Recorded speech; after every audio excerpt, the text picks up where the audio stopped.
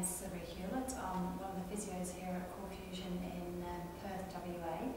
We're going to talk to you today about foam rollers, and a lot of our clients have asked us to do a bit of a DVD or mini catalogue of some foam roller exercises. They tend to forget those that they do at home, so we're going to do a little bit on lower limb and releasing for lower limb.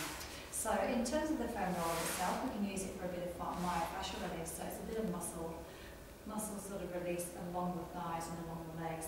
So a lot of people have a foam roller and just really don't know what to do with them.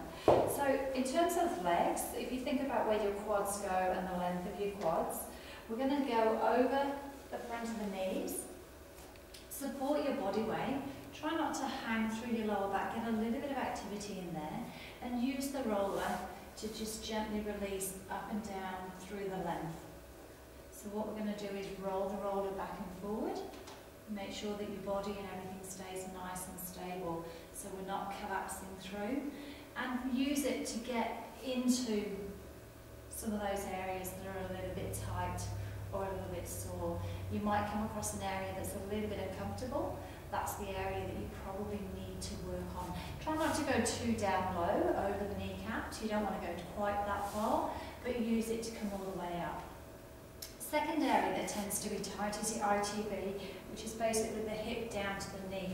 So doing that section, you're going to come over onto the side of the roller.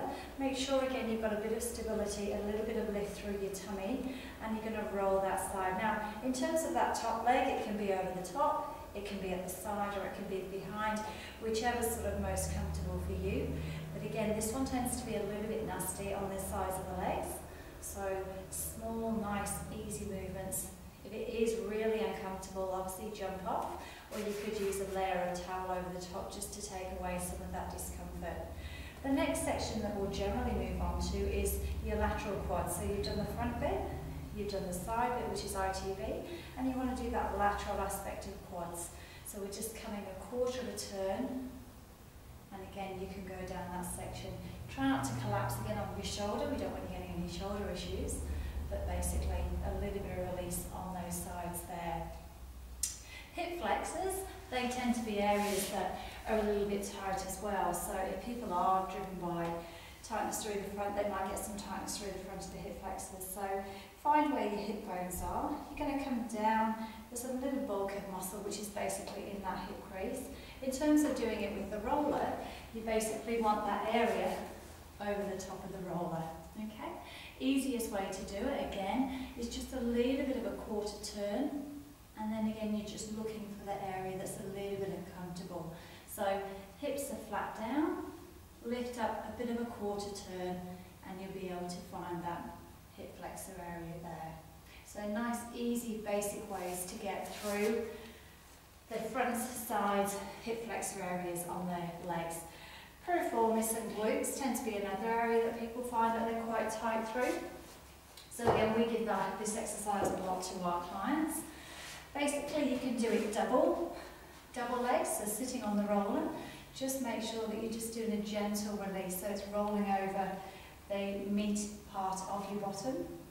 To get to do a little bit more specific, so on the piriformis side, you're going to take the right hand to the side, lift the leg up, and that exposes that muscle a little bit, and then again a little bit of gentle rolling through here. You'll probably feel there's a bit of a lump or a bit of a bump or a twang where your piriformis muscle is, but quite good if you've got some release. So again, if we find people that come in with biomechanic issues in their knees, their ITBs are tight, their quads are tight, their hip flexors are tight, you'll probably find they have weak glute medius or weak glute muscles. So this is piriformis is the one muscle that does tend to be quite tight because that's the muscle that's working quite hard. Same to go on to the opposite side. We're just taking the knee across and using that as a little bit of release just to get that muscle going.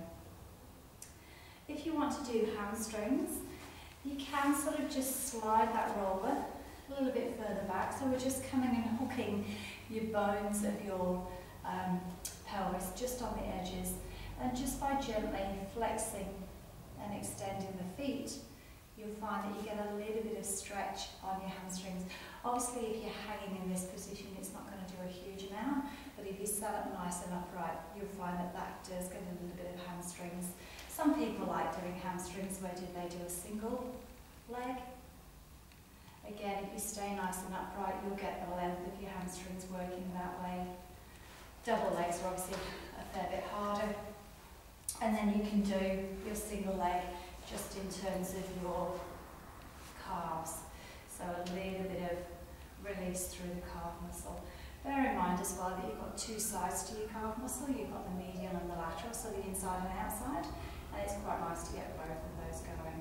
So a few ideas there on sort of making sure that when you're doing your leg releases that you're sort of doing them well. Try and get a bit of activity through your tummy. Try and make sure you are supporting yourself rather than hanging, and that way you'll get some effectual muscle relaxation going.